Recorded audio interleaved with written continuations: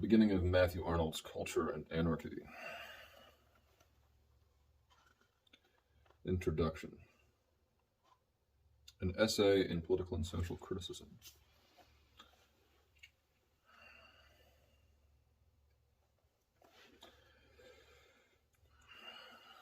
In one of his speeches a short time ago, that fine speaker and famous liberal, Mr. Bright, took occasion to have a fling at the friends and preachers of culture. People who talk about what they call culture, said he contemptuously, by which they mean a smattering of the two dead languages of Greek and Latin. And he went on to remark, in a strain with which modern speakers and writers have made us very familiar, how poor a thing this culture is, how little good it can do to the world, and how absurd it is for its possessors to set much store by it. And the other day a younger liberal than Mr. Bright, one of his school whose mission it is to bring into order and system that body of truth with which the earlier liberals merely fumbled, a member of the University of Oxford and a very clever writer, Mr. Frederick Harrison, developed, in the systematic and stringent manner of his school, the thesis which Mr. Bright had propounded in only general terms. Perhaps the very silliest cant of the day, said Mr. Frederick Harrison, is the cant about culture. Culture is a desirable quality in a critic of new books, and sits well on a professor of belles lettres, beautiful letters. But as applied to politics, it means simply a turn for small fault-finding, love of selfish ease, and indecision in action. The man of culture is in politics one of the poorest mortals alive. For simple pedantry and want of good sense, no man is his equal. No assumption is too unreal, no end is too unpractical for him. But the active exercise of politics requires common sense, sympathy, trust, resolution, and enthusiasm, qualities which your man of culture has carefully rooted up, lest they damage the delicacy of his critical olfactories.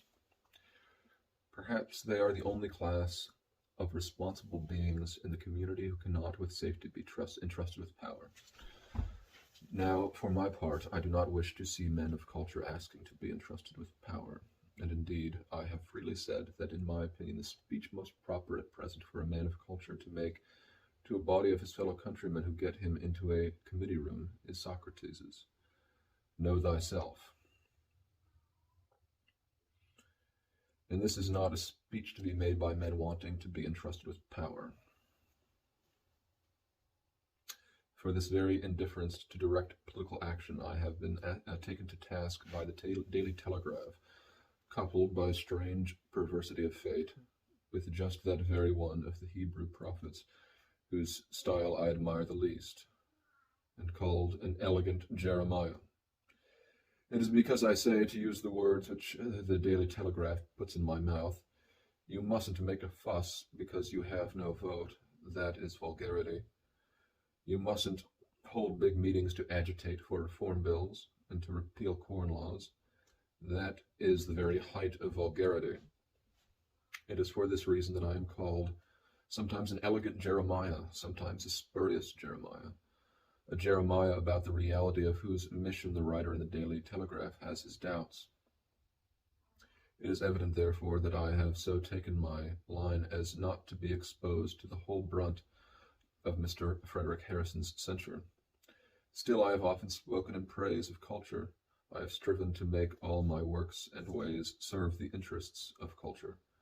I take culture to be something a great deal more than what Mr. Frederick Harrison and others call it, a desirable quality in a critic of new books.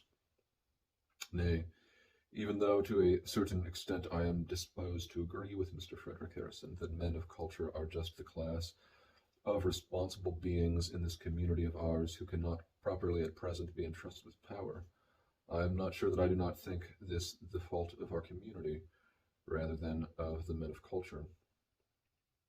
In short, although like Mr. Bright and Mr. Frederick Harrison and the editor of the Daily Telegraph, and a large body of valued friends of mine, I am a liberal, yet I am a liberal tempered by experience, reflection, and renouncement, and I am, above all, a believer in culture.